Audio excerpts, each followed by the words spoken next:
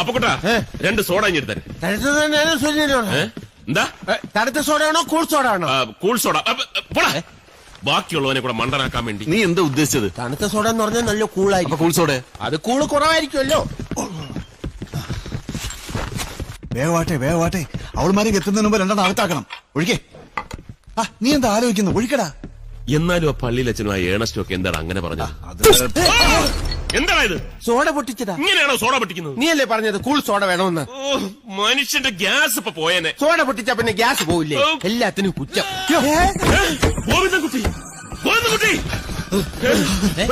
ഇവനെന്താ സൈക്കിൾ ചവിട്ടണ?